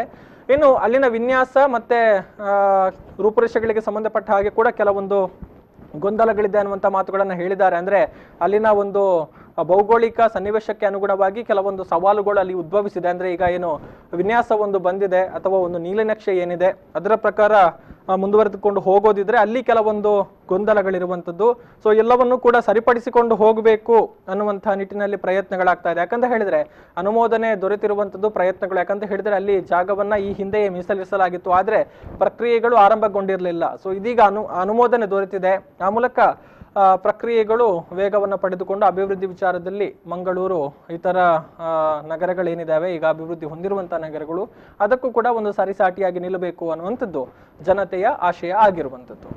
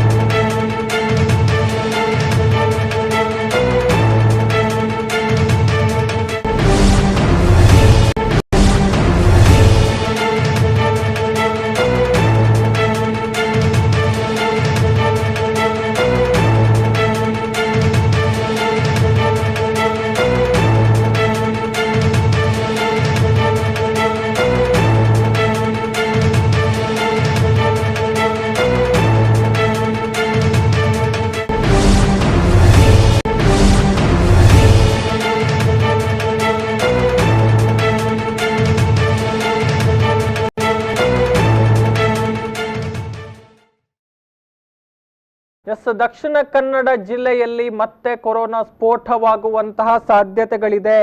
ಮಂಗಳೂರಿಗೆ ಈಗ ಏನು ದುಬೈನಿಂದ ಬಂದಿದ್ದಾರೆ 14 ಜನರಲ್ಲಿ ಈ ಪೈಕಿ ಬಂದಿರುವಂತಹ 14 ಜನರಿಗೆ ಸೋಂಕು ತಗುಲಿರುವಂತಹ ಸಾಧ್ಯತೆಗಳಿದೆ ಅನ್ನುವಂತಹ ವಿಚಾರಗಳು. ಅದರ ಜೊತೆಗೆ ಸ್ಥಳೀಯ 2 ಸೇರಿ ಒಟ್ಟು 16 ಮಂದಿ ಸೋಂಕಿಗೆ ತುತ್ತಾಗಿರುವಂತಹ ಸಾಧ್ಯತೆಗಳಿದೆ. ಈಗ ಏನು 12 ಗಂಟೆಗೆ ಅಂದ್ರೆ ಕೆಲವೇ ಹೊತ್ತಿನಲ್ಲಿ ಏನು ರಾಜ್ಯದ ಹೆಲ್ತ್ ಬುಲೆಟಿನ್ ರಿಲೀಸ್ ಆಗುತ್ತೆ, ಅದರಲ್ಲಿ ಈ ಒಂದು ವಿಚಾರಗಳು ಬಹಿರಂಗವಾಗುವಂತಹ ಸಾಧ್ಯತೆಗಳು ದಟ್ಟವಾಗಿದೆ. ಅಥವಾ ಸಂಜೆ ಬರುವಂತಹ ಬುಲೆಟಿನ್ ಅಲ್ಲೂ ಕೂಡ ಬರುವಂತಹ ಚಾನ್ಸಸ್ ಇದೆ. ಒಟ್ಟು 16 ಮಂದಿಯಲ್ಲಿ ಸೋಂಕು ಕಾಣಿಸಿಕೊಳ್ಳುವಂತಹ ಸಾಧ್ಯತೆಗಳು ದಟ್ಟ ಆಗಿರುವಂತದ್ದು. ಮೇ 12ನೇ ತಾರೀಕಿನಂದು ದುಬೈನಿಂದ ಅಂತಾರಾಷ್ಟ್ರೀಯ ವಿಮಾನ ನಿಲ್ದಾಣಕ್ಕೆ ಬಂದಿದ್ರು. ಆ ಮೂಲಕ ಅವರೆಲ್ಲರನ್ನೂ ಕೂಡ ಕ್ವಾರಂಟೈನ್ ಮಾಡಲಾಗಿತ್ತು. ಮೇ 13ರಂದು ಮಂಗಳೂರಿನಲ್ಲಿ ಅವರನ್ನ ಕ್ವಾರಂಟೈನ್ ಮಾಡಿ 96 ಜನರ ಥ್ರೋಟ್ ಸ್ವ್ಯಾಬ್ ಅನ್ನ ಕಲೆಕ್ಟ್ ಮಾಡಲಾಗಿತ್ತು. ದಕ್ಷಿಣ ಕನ್ನಡ ಜಿಲ್ಲೆಯ ವಿಚಾರಕ್ಕೆ ಬರೋದಿದ್ರೆ 96 ಜನರ ಥ್ರೋಟ್ ಸ್ವ್ಯಾಬ್ ಅನ್ನ ಕಲೆಕ್ಟ್ ಮಾಡಿಕೊಂಡು ಲ್ಯಾಬ್ಗೆ ಕಳುಹಿಸಲಾಗಿತ್ತು. ಸೊ ಇದೀಗ ಅದರ ರಿಪೋರ್ಟ್ಗಳೆಲ್ಲವೂ ಕೂಡ ಜಿಲ್ಲಾಡಳಿತದ ಕೈ ಸೇರಿದೆ. ಇದೀಗ ರಿಲೀಸ್ ಆಗುವಂತಹ ಹೆಲ್ತ್ ಬುಲೆಟಿನ್ ನಲ್ಲಿ ಆ ವಿಚಾರಗಳು ಬಹಿರಂಗಗೊಳ್ಳುವಂತಹ ಸಾಧ್ಯತೆಗಳು ಇದೆ ಅನ್ನುವಂತಹ ವಿಚಾರಗಳು ಇದೀಗ ಸದ್ಯಕ್ಕೆ ತಿಳಿದು ಬರ್ತಾ ಇದೆ.